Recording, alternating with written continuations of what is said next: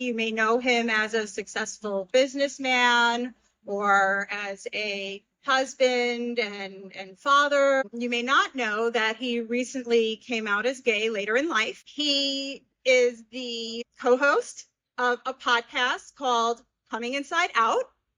And I think you're really going to enjoy listening to him speak.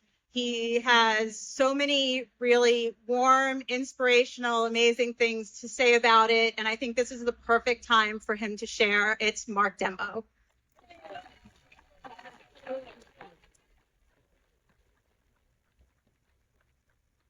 Well, thank you. Thank you, Bobby, for that incredibly kind and warm introduction. And is it afternoon or evening? I'm not sure. So good, whatever, everybody, and happy Pride. I want to thank the town of Bedford, the town board, Bobby, Ellen, and everybody involved in organizing today's event. And it really is an honor to be asked to be here. As Bobby said, for those of you who don't know me, Bedford was home to me for much of my adult life. I raised my family here. My daughters grew up here. I was involved, as Bobby said, in a number of committees. I was chair of the Bedford Democratic Committee for a number of years. This community here shaped me in many ways, and it'll always be an important part of my life. And it was always wonderful to be a part of such an open, inclusive, welcoming community. You can walk downtown in Katona or stop at Chico's for a quick grocery run and always run into somebody, a friend, a neighbor, and just chat. That's what makes this town special. As Bobby said, about 3 years ago, I had a major change in my life when I came out as a gay man. For most of my life, I lived according to who I thought I was supposed to be. I was a husband, a father, professional, community leader. Those were all real parts of me, and they still are. But there was another part of me that I spent decades trying to suppress, ignore it, explain it away, because I was afraid of what it would mean if I acknowledged it. Like many people who come out later in life, I became very good at fitting in. What I wasn't very good at, though, was being fully myself. Coming out certainly changed that. It wasn't easy. It affected relationships. It required difficult conversations. It forced me to rethink many things I thought I knew about myself. But it also gave me something else I didn't realize was missing: freedom.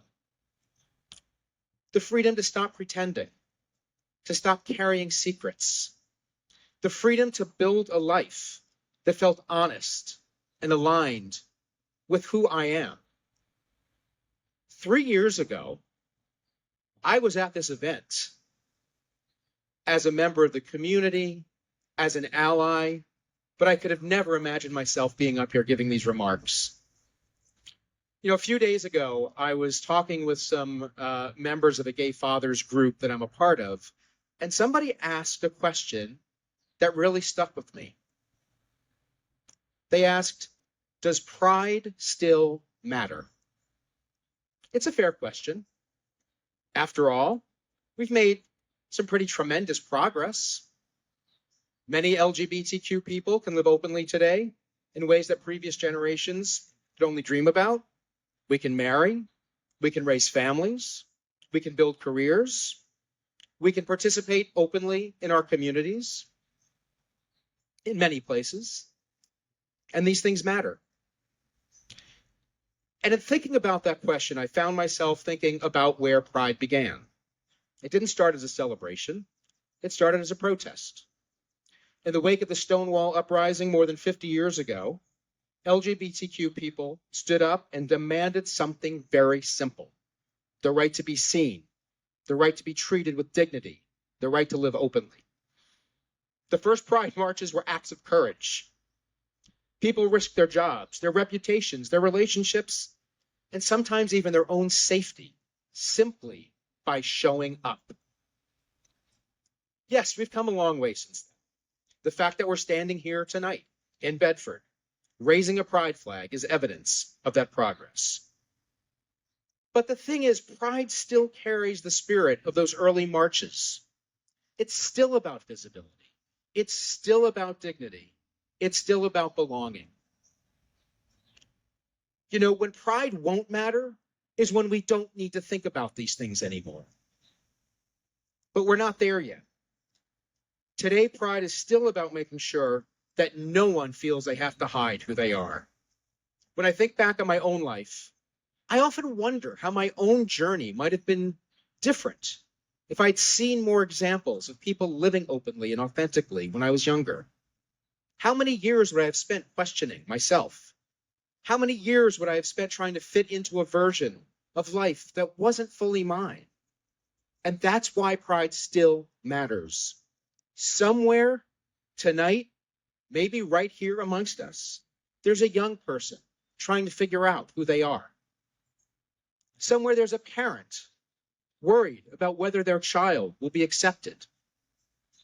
Somewhere there's a man or a woman in their 30s, their 40s, their 50s, or beyond, who's still wondering whether it's too late to live authentically. And they're watching. They're paying attention to the messages that communities send. When a town raises a pride flag, it's not just raising a flag. It's making a statement. It says you belong here. You're welcome here. You don't have to hide.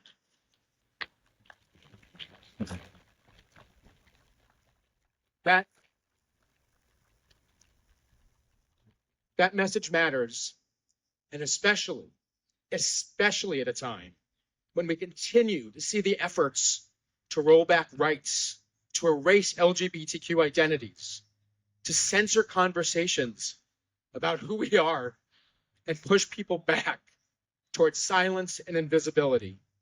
Progress is not something we can take for granted. Visibility is not something we can take for granted. And acceptance is not something we can take for granted. Again, the fact that we are here tonight in Bedford raising this flag together would have been difficult to imagine for many people who marched in the early days of the movement. Their courage made this moment possible. Our responsibility is to ensure the next generation inherits a community where everyone knows they belong. It's a reminder that life becomes richer when we stop trying to be who others expect us to be and start becoming who we truly are. Thanks for allowing me to be part of the celebration here tonight. And I wish you all a very happy Pride. Thank you.